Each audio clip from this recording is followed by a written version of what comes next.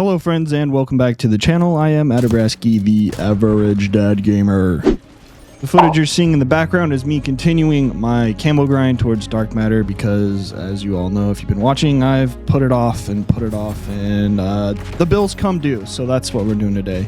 I'll have a little nice graphic on screen of everything that I get done in today's video and show you the progress that we are on Dark Spine. And again, I'm playing that face-off extended play time mode, whatever. It's fun. And from the guy in my last video who said I was in negative kitty bot lobbies, I'm going to show you a game where I don't do too good, me at the lobby leading into another game, and then me dropping 100 kills. I'm not going to play the whole game of me dropping the 100 kills, but just to prove a point. But anyway, that's not the topic of today's video. Today's video is Call of Duty and Activision have just dumped us with loads of information on Verdansk. Verdansk comes out April 4th, if I'm not mistaken, and my Apple Watch, while I was taking my children on a walk around the neighborhood, was buzzing off the hook. So I got home, opened up Twitter, X. I'm going to call it Twitter because X is stupid. Basically, Season 3 looks like it's all about Warzone because it's dying, as everyone knows.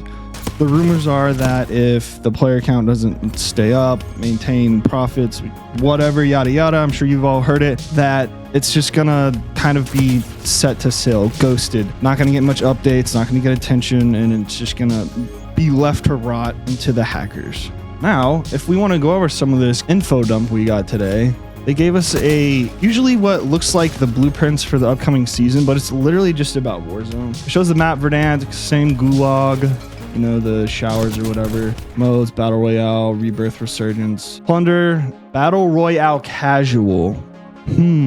Yeah, put a playlist that says casual on it, and I wonder where all the sweats are gonna go. High Trip Resurgence. Hell yeah, dude. Weed. Quality of life stuff. Basically, they're making the buy stations look like they did in the OG game. There's going to be a buyback all button. Floating loot is making a return. I don't really understand the difference why it matters if it's floating around the ground, but people like floating, so good for them. Shooting during free fall. I am not happy about that. That was the most toxic I've ever seen in my life. How's it fair that you're all dropping into a battle royale game and before you can even hit the ground, you're dead? Stupid. Not a fan of that. Get that shit out of here. The old school helicopters coming back and vehicle rebalance. You know what's funny is they did vehicle rebalancing when BO6 launched. So all that work and effort and time they put into making those vehicles for this iteration of Warzone just thrown in the trash. Me personally, I don't really care about Warzone. Die too fast. It doesn't feel competitive. Most of the time you're dying to a dude who's been sitting in the same corner for 7 minutes and you just happen to run by him, or he shoots you, or you run into a team that's camped up in bushes. Like, not a big fan of Warzone. I'll play Plunder all day though. Catch me on some Plunder. I'm sure, as we all know by now, because it's literally been leaked for months, the Kilo 141 assault rifle is making a return. Whoop-de-doo, don't really care. AMAX is making a return. Don't care even more. Where's the Grau? HDR sniper rifle. Don't care. The AX whatever, the other sniper rifle in this game, better than that. Alley sticks will be also making a return. Those things were okay. Anytime there's another melee weapon added to the game, can't go wrong. But before all this info dropping, I'm not going to go too in depth with it because, again, I don't really care about Warzone. I'm sorry, I don't. They kind of were starting their little hype up towards the info drop with cameos from people. I honestly don't know who any of these people were, if I'm being quite honest. There was someone called Legion. Don't know who that is. Then we had Rob Beckett. Don't know who that is. And it's just them telling their stories of Verdansk and trying to make you reminisce as well. And a guy called Nick, and that seems like a Greek name, and I don't know how to say that. Looks like he plays tennis. And then there's a multi-platinum recording artist. This isn't me taking shots. I've just never heard of you. I don't know who you are. Tenashi. And it's her talking about how she sniped the whole squad, and her chat gave her the nickname Sniper Nashe. Then there's someone else. I think he's French. I'm not sure what he is or what he does. Then good old Swag. Swag, my boy.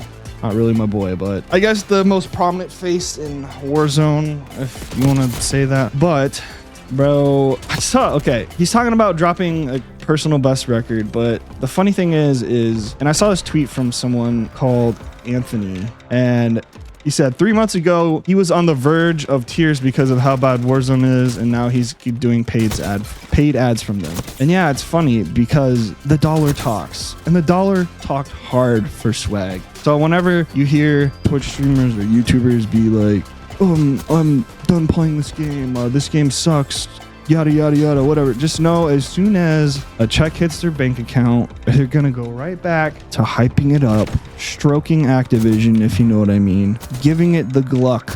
And I think Activision is using Warzone Verdansk coming back as kind of a band-aid. They still have issues with cheaters and cheating in the game, boosting. Verdansk is gonna come out and it's gonna be fun until you start getting aimbotted from across the map, wall hacked on, boosting teams in rank. All that nostalgia that was flooded into you when this launch is just gonna disappear. I guarantee you by the 3rd week, people are gonna be bitching again. They're gonna be complaining. Like that. Here, let me give you an example. I saw this article from Game Rant, GameRant.com, not sponsored. It says more Call of Duty Warzone cheat providers reportedly shut down.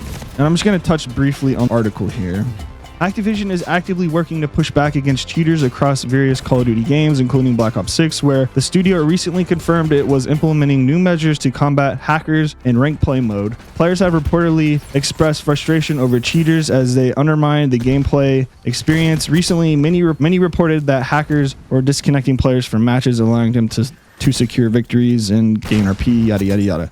Activision continues its efforts to address the complex issues, reporting over 65,000 cheating accounts banned from Warzone and Modern Warfare 3 in August of 2024. That's cool, but there's literally a market for pre-made accounts that you buy and you can just start hacking again on. So whoop-de-doo. As well as more than 136,000 cheaters banned in Call of Duty Black Ops 6 since the launch of ranked play. That's insane, and I wonder how many of those people are the same people. While it appears the developers are making progress, cheaters keep resurfacing despite the new measures. Whether Activision will finally manage to significantly reduce the number of cheat providers remains to be seen, but the latest action...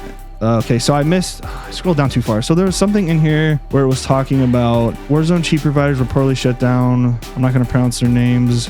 So they got hit with cease and desist letters, right? Basically, that was the first part of this article that I skipped. That's cool and all, you know. So now those companies are shut down. But what's stopping them from just restarting under a different name? And then you're still selling, and then they're still selling cheats. It's the same thing with that account thing. There's a whole market for pre-made accounts that cheaters buy so they don't have to waste their time setting up a new account. I don't have the answers for the cheating problem because it's always a cat and mouse game. The developers come out with an anti-cheat, the cheaters find a way around it. The way it's always going to be is the game developers and the anti-cheat people are always going to be technically a step behind because the cheat developers are going to be in front of them. And also, what was it, a couple months ago, there was a rumor that devs leaked code for the game, so cheat providers are just, they know how the game works.